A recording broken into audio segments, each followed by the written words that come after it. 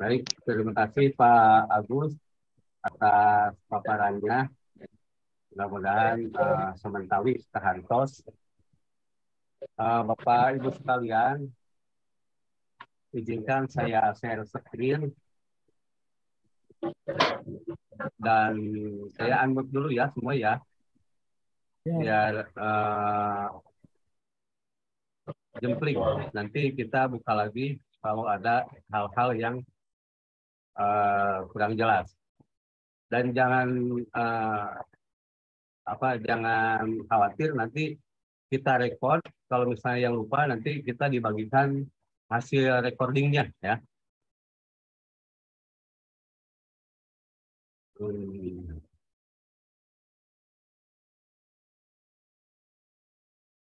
Nah, jadi apa yang telah disampaikan oleh Pak Agus tadi,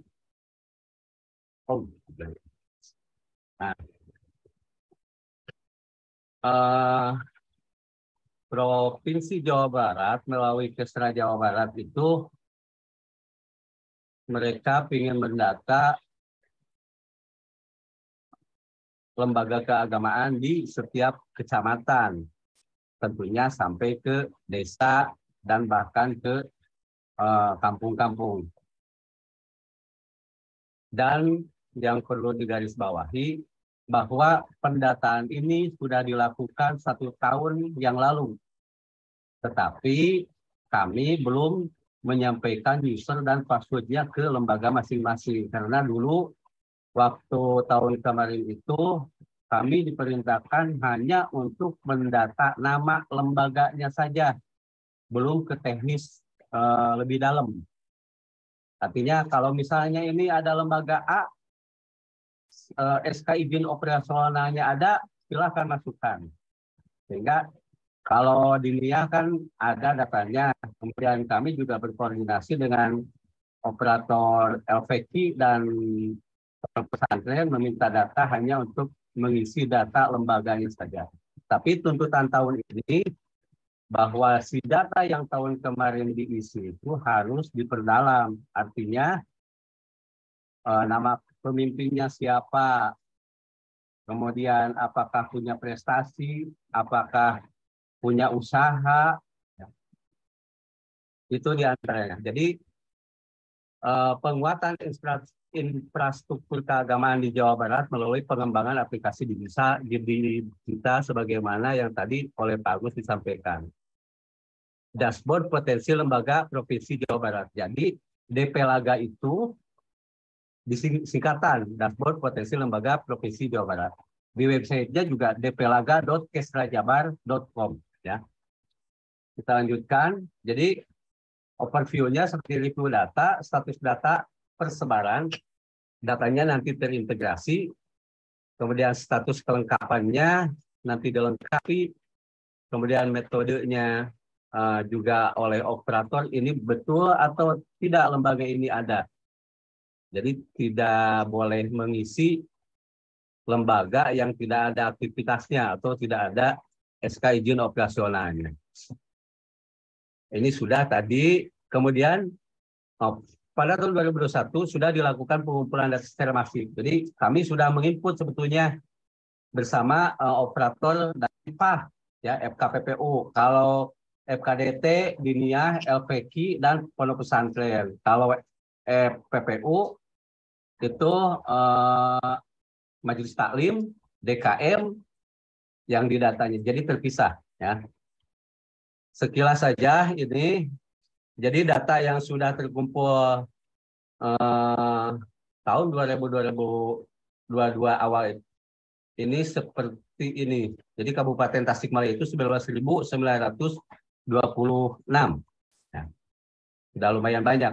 Orang lain, kabupaten lain banyak yang belum input data. Kemudian dashboard potensi lembaga ini adalah untuk masjid, musola, majelis taklim, pondok pesantren, dan DTA. Ya. Jadi itu sekilas sebelum ke teknis. Untuk selanjutnya kita buka dulu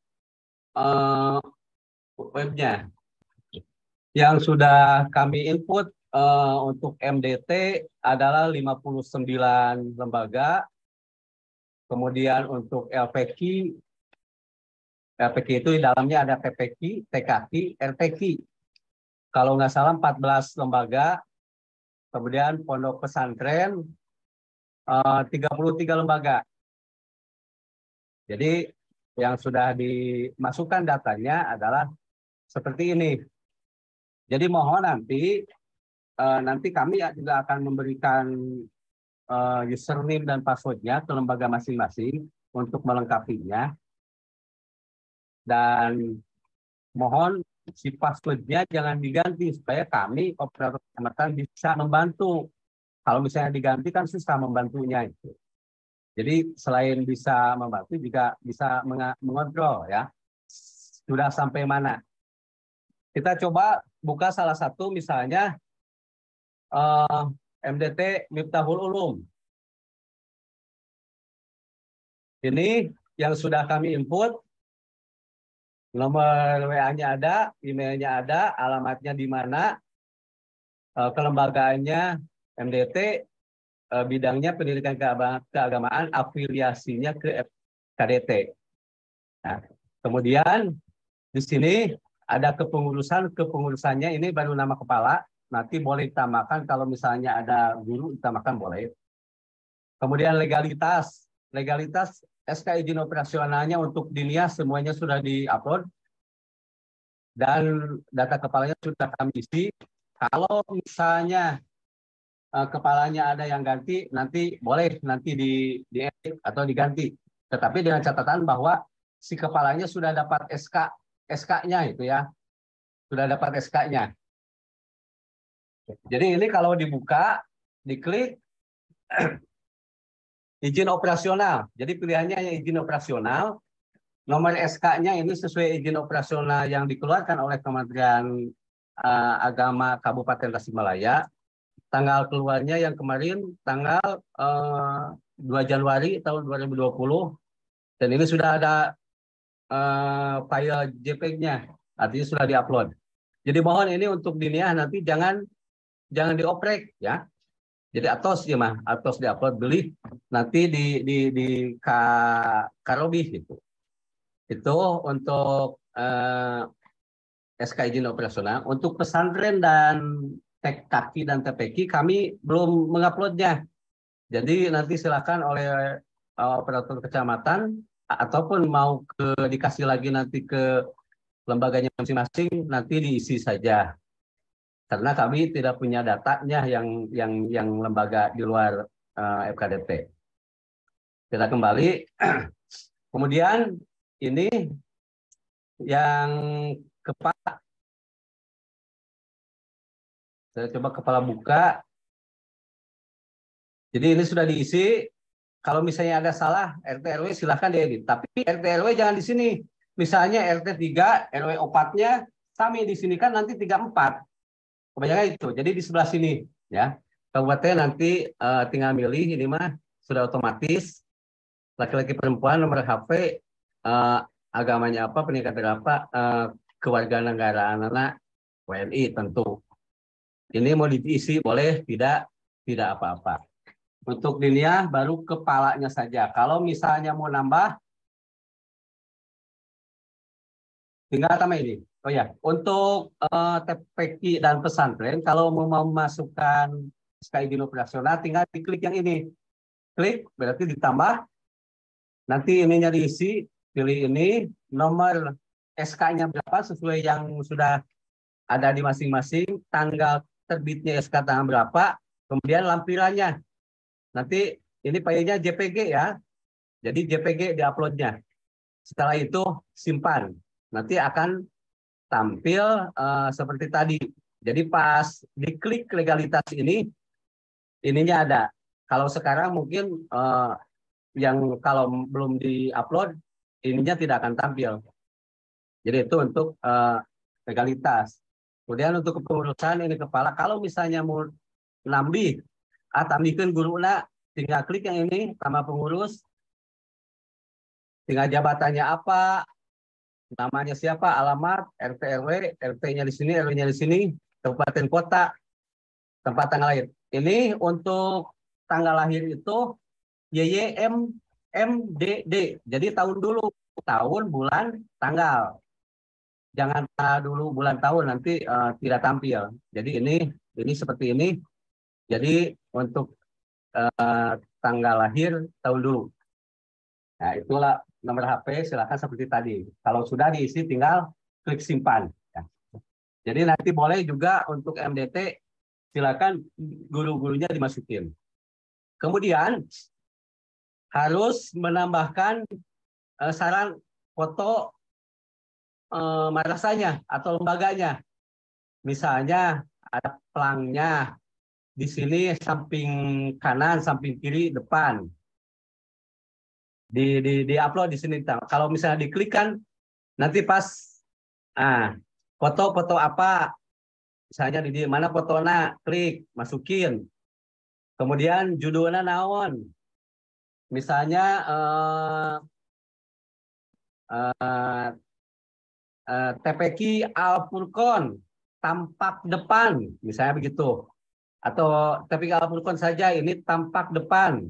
Kondisinya baik, rusak ringan atau rusak berat. Ini nanti silakan disesuaikan dengan keadaan masing-masing. Itu untuk mengupload gambar. Kemudian kalau misalnya ada usaha, si lembaga itu punya kantin nih, tapi hasilnya memang untuk lembaga, boleh nanti ditambahkan di sini ya. Ditambahkan, prestasi juga sama ditambahkan sesuai dengan prestasi yang dipunyai masing-masing. Cara namakannya tinggal diklik yang ada plusnya ini. Misalnya nama usaha, klik. Nama usahanya apa? Misalnya Cilogoang, deskripsinya apa, keterangannya apa, jenis usahanya naon, jual belikah, ini tinggal pilih. Jadi ada pilihan. Kemudian jumlah pekerjaannya berapa? Catatannya, misalnya catatan ini penghasilan sebulan 2 juta, kemudian yang 1 juta untuk honor guru misalnya. Kalau sudah selesai, silahkan disimpan. Itu untuk pengisian kepengurusan, legalitas, usaha, dan prestasi.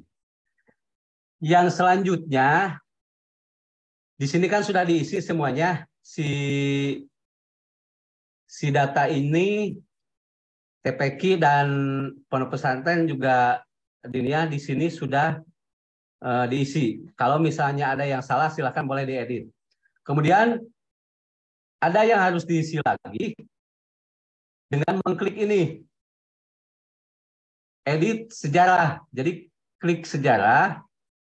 Nanti akan muncul seperti ini. Kalau misalnya sejarahnya akan diisi, silahkan latar belakang pendirian lembaga itu kumaha mimitina, karena misalnya tidak ada lembaga pendidikan di kampungnya sehingga anak-anak kemana-mana itu dialajar gitu kan, bisa. Ini tanggal pendiriannya berapa, kemudian visi misinya apa, bebas silahkan. Kepemilikannya pribadi, keluarga atau lembaga, tinggal diisi. Kemudian status tanah, sewa, hak milik, guna bangunan, hak guna bangun, hak guna pakai, dan wakaf. Kemudian sertifikatnya ada belum? Diisi. Kemudian luasnya berapa? Ini meter persegi ya. Berapa kondisinya?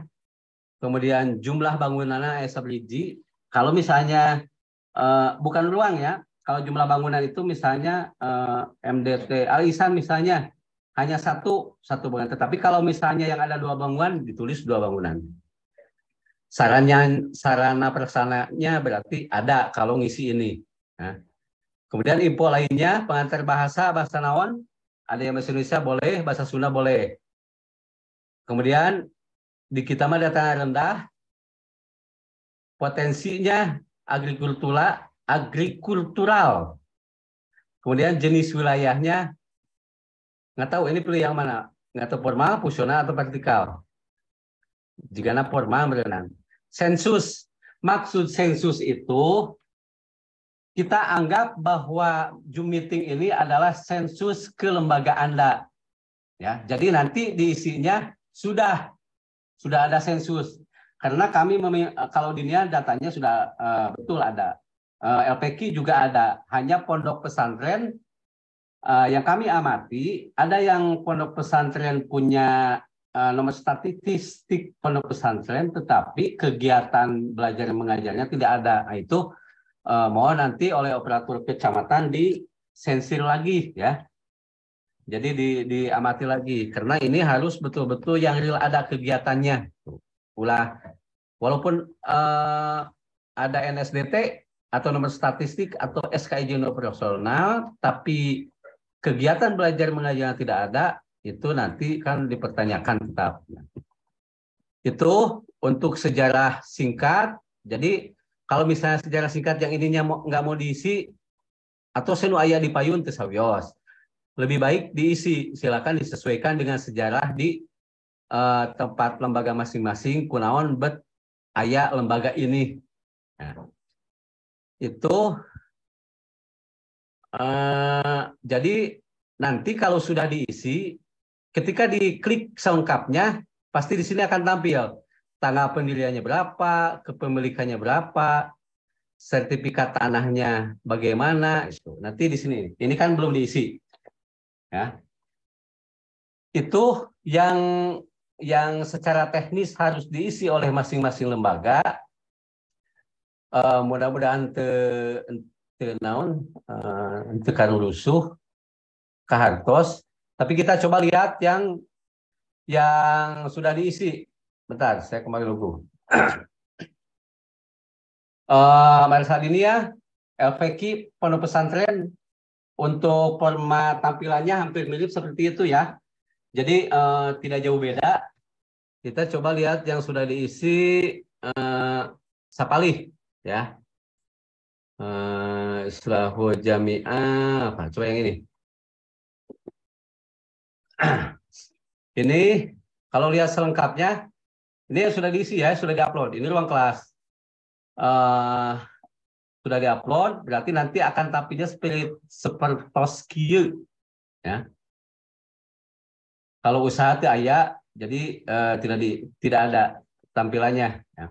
Jadi upamanya misalnya ayah prestasinya ada, nanti foto prestasi misalnya anak lagi pegang piala, masukin fotonya ya. Keterangannya kan ada tadi. Kemudian kalau lihat selengkapnya yang sudah diisi itu tampil seperti ini. Jadi ada pembelinya berapa, kepemilikannya, kepemilikan kalangkung gitu. Seperti ini. Jadi kalau terbaca. Kalau tadi yang pertama itu belum